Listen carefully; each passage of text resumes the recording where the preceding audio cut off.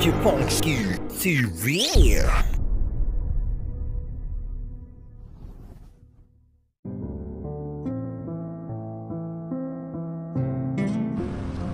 Number 1. Emilio Aguinaldo.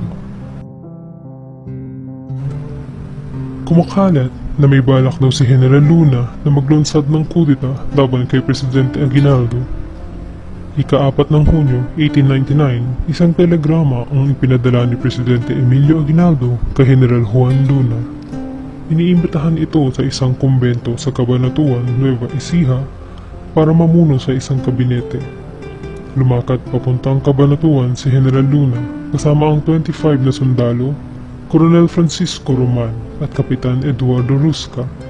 Pagkadating nila sa Cabanatuan, ika-5 ng Hunyo 1899, ay naharap sila sa isang sirang tulay, kaya naman iniwan ni General Luna ang kanyang mga sundalong escort at tinahak ang daan kasama lamang si Coronel Roman at Kapitan Rusca.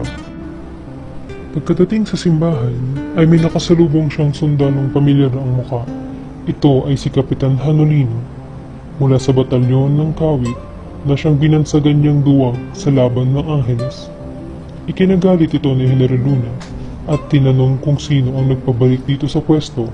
Nang sabihin nitong ang nasa itaas, ay dali-daling umakyat si General Luna. Mula doon si Presidente Aguinaldo at ang inabutan lamang niya ay si Buen Camino. Hindi na daw siya kakausapin ni Aguinaldo, sabi nito. Nagalit si Luna at nagsigawan sila ni Buen Camino. Maya-maya ay nakarinig ito ng putok ng baril. Pumanaog ito at tinanong si Hanolino sino ang nagpaputok. Ngayon ay kumbinsido na akong hindi kayo marunong humawak ng baril. Bigla siyang tinaga ni Hanolino at sinundan na ng mga tauhan nito ang pagbaril at pagsaksak sa general. Tinangkapan ni Coronel Roman at Kapitan Rusca na iligtas ang general, ngunit pinagbababaril din ito hanggang sa mamatay. At ang huli naman ay nabaril sa hita, ngunit nakatakas nang makapagtago sa simbahan.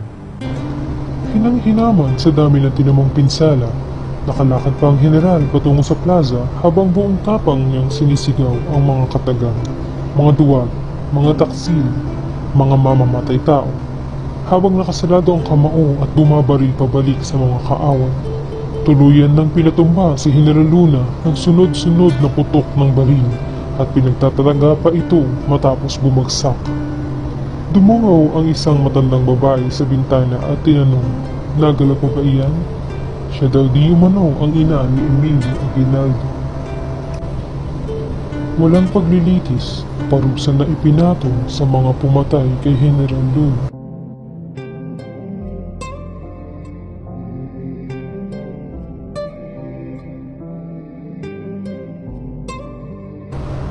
Number 2. Cecilio Sigismundo. Si Cecilio Sigismundo ay miyahan din tulad natin sa isang balimbing. Nagtrabaho siya bilang isang pulis sa ilalim ng mga Espanyol, ngunit bumaliktad ito para makisapi sa katipunan. Naatasan itong maging isang korporal at tagahatid ng mensahe sa ilalim ni Major Nazario. Sa panahong kasalukuyang nagtatago si Aguinaldo sa Palanan, Isabela, ay inatasan nito si Sigismundo na magdala ng importanteng sulat upang humingi ng karagdagang hukbo at tulong sa mga pinamumunuan nito. Subalit sa loob ng humigit kumulang isang buong pagtahak nito ng daan para ihatid ang mensahe, sumuko si Sigismundo sa mga Amerikano sa bayan ng Pantabagan, Nueva Ecija, sa pangakong posisyon sa Philippine Army at $300 na pabuya ay isinawalat nito ang kinaroroonan ni Aguinaldo kay General Frederick Funston.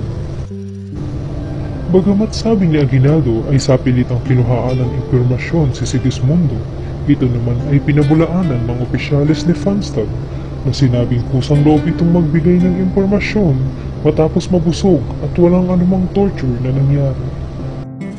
Ito ay ang bahay kung saan nahuli si Aguinaldo, Marso 1901.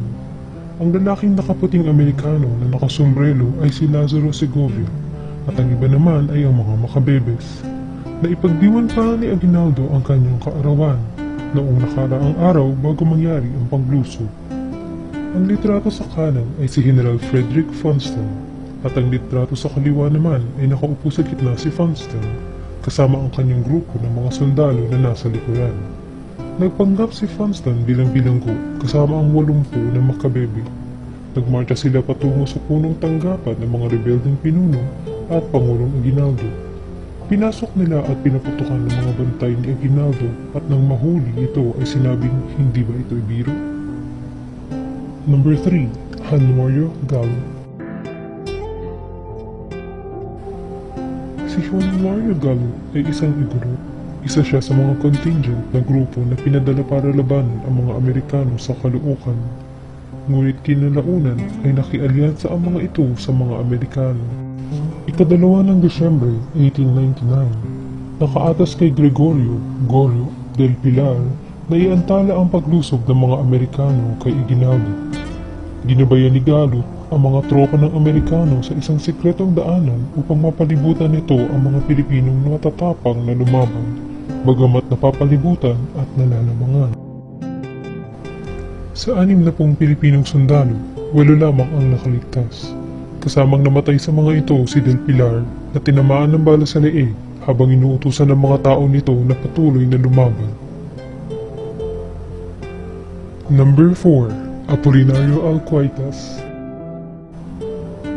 Isa sa pinakamalalang trahedya na nangyari sa panahon ng Rebolusyon ay ang pagkamatay ng isa sa pinuno ng Katipunan na si Pantaleon Villegas, alias Leon Quilat, na ang ibig sabihin ay mabilis na parang kidlat. Tubong Negros Oriental si Villegas. Siya ay inatasan ni Aguinaldo na mamuna sa pag-aalsa sa Cebu sa darating na 8 ng Abril 1898, Biyernes Santo. Subalit dahil sa lumalaking hinala ng mga otoridad ng Espanya, ay napilitan na itong umatake ng 3 ng Abril sa Linggo de Palaspas. Kikilalanin ng pag-aalsang ito sa kasaysayan bilang 3 de Abril. Nagtagumpay ang mga Katipunero na talunin ng mga Kastila. Gayunpaman, ang mga reinforcements ng kalaban mula sa Manila ay nagpwersa kay Villegas na lumikas muna at magtago sa bayan ng Carcara. 7 ng Abril 1898. Sa takot, nagantihan sila ng mga Espanyol dahil sa pagtatago ng revolusyonaryo. Nagpulong ang mga pinuno ng bayan sa pamumuno ni Florencio Noel at Father Francisco Blanco. Nagplano sila na patayin si Villegas. At ang gagawa ng pagpatay ay walang iba kundi ang personal assistant ni Villegas na si Apolinario Alcuaitas. 8 ng Abril 1898, habang mahimbing na natutulog sa kanyang silid matapos painumin ng alak ng mga mapaglinlang na pinuno ng bayan, ay pinagsasasaksak at pinaghahampas ni Alcuaitas kasama ng iba pa si Villegas. Number 5. Miguel Vicos at Pedro Becbec. Sa pag-aalsa laban sa mga Espanyol at naging gobernador ng Ilocos Sur. Dahil sa pangamba sa lumalago nitong impluensya, kapangyarihan at pakikipag-alyansa nito sa mga Briton, mga naninirahan sa Maynila at kalaban ng Espanya noong panahong iyon, ay minabuti ng mga Espanyol na ipapatay ito. Maraming espekulasyon ukol sa motibo ng pagpatay ng dalawang ito kay Silang. Si Vicos di Umano ay may naitatagong galit sa kaibigan, habang si Becbec naman ay sinuhulan ng malaking pabuya upang patayin si Silang. Ano man ang motibo nitong dalawa, ay naitulak nito sila na puntahan si Silang sa kanyang headquarters sa Vigan at barilin ito habang nakatalikod. Bilang kapalit ng pagpatay sa kanilang kaibigan, ginawaran si Vicos ng monumento ng isang aso ng mga Espanyol sa bantay Ilocos Sur para sa kanyang katapatan. At si Becbec naman sa kabilang palad ay pinatay naman ng taga ng balo ni Diego na si Gabriela habang pinaparada ito sa bayan bilang bayani ng mga Espanyol.